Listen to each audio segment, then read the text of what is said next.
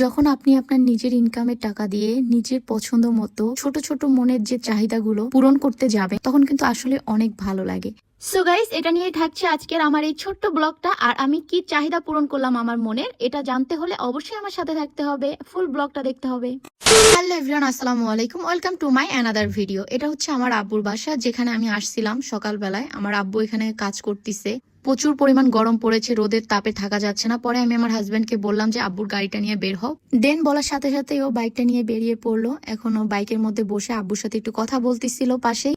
আমি ওকে বললাম যে গাড়িটা তাড়াতাড়ি স্টার্ট দাও, প্রচুর পরিমাণ গরম পড়তেছে, আমার ভালো লাগতেছে না, আমার কিছু কেনাকাটা করতে হবে, এখন আমরা যাব। পরে আব্বুকে বললাম, আব্বু বললো আচ্ছা ঠিক আছে যাও, তোমরা একটু কেনাকাটা করে আসো, আমি কাজগুলো সেরে নিই। দেন আমরা চলে আসলাম একটা ঘড়ির দোকানে। এখানে অনেক পদের ঘড়ি আছে গাইস, এত সুন্দর সুন্দর ঘড়িগুলো দেখতে। এই গরমের মধ্যে আপনাদের ভাইয়া গাড়ি চালায় এসে অনেক ক্লান্ত হয়ে গেছে, ও দাঁড়িয়ে রয়েছে। আমি হচ্ছে গিয়ে একটু ভিডিও করে নিচ্ছিলাম, ঘড়িগুলো দেখছিলাম।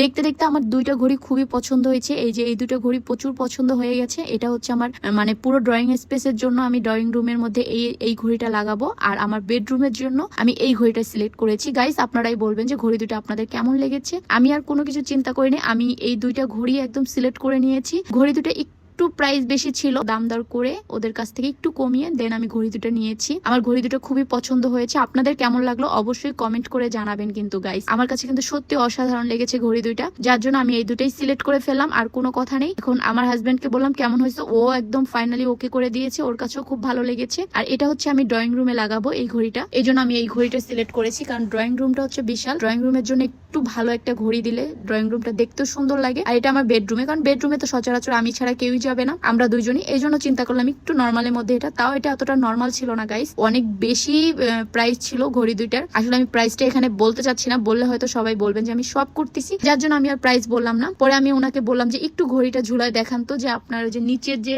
রিংটা ঝুলছে ওটা কি ঠিক মতো মানে ঝুলতিছে কিনা, এটা দেখার জন্য আমি ওনাকে বললাম সোজা করে দেন। পরে উনি দেখিয়ে দিল যে হ্যাঁ আপু এই দেখেন।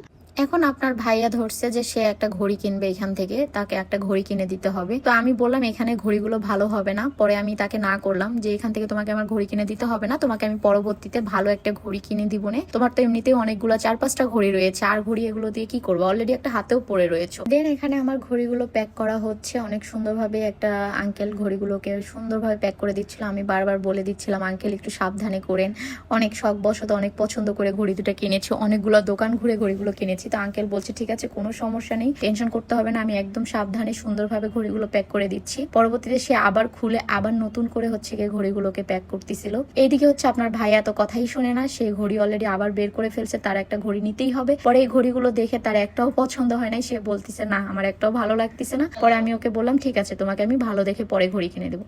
দেন আমি এখানে হচ্ছে গিয়ে ঘড়ির টাকা দিয়ে দিলাম, ফুল পেমেন্ট করে দিলাম এখানে। এখন আপনারাই বলবেন যে এখানে আমি কত টাকা দিয়ে ঘড়ি কিনেছি। আরেকটা মজার কথা বলি, এই যে ভাইয়াটা দেখছেন টাকা গুনছে, উনি কিন্তু আমার অনেক বড় একটা ফ্যান ফলোয়ার, যে কিনা আমার পেজ, আমার টিকটক অলওয়েজ অ্যাক্টিভ, অলওয়েজ আমার পেজের ভিডিও দেখে, আমার টিকটকের ভিডিও দেখে। সে আমাকে দেখা মাত্রই চিনে গেছে, এই জন্য সে আমাকে যখন মেমো করতেছিল তখন 10% ডিসকাউন্ট করে মেমো করে দিয়েছিল। তো অসংখ্য ধন্যবাদ ভাইয়া আপনাকে। ফাইনালি গাইস আমার মেমো করা কমপ্লিট, এখন আমাকে সে মেমোটা দিয়ে দিল। এই হচ্ছে গাইস আমার পছন্দের দুইটা ঘড়ি। আপনাদের কাছে কেমন লাগলো ঘড়ি দুইটা অবশ্যই কমেন্ট করে কিন্তু আমাকে জানাতে ভুলবেন না।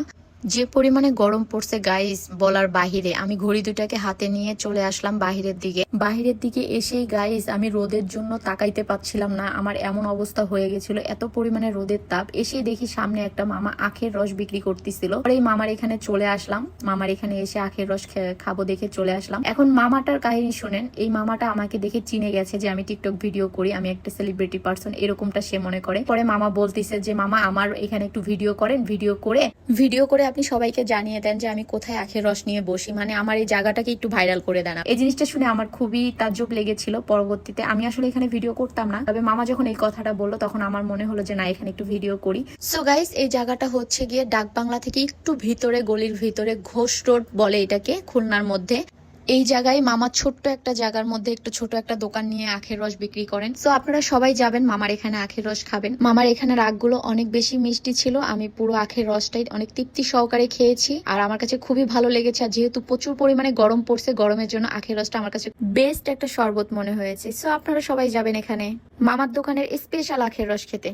ওকে গাইস, আজকের মতো এখানে আমি ভিডিও শেষ করে দিচ্ছি। নেক্সট ভিডিওতে আমি আপনাদেরকে দেখিয়ে দিব আমি এই ঘড়িগুলোকে কোথায় টাঙালাম, এগুলো আমি নেক্সট ভিডিওতে আপনাদেরকে দেখিয়ে দিব। আজকের মতো এখানেই সমাপ্ত। ভালো থাকেন সবাই, সুস্থ থাকেন। নেক্সট ভিডিওর জন্য অপেক্ষা করেন। আল্লাহ হাফেজ, আসসালামু আলাইকুম।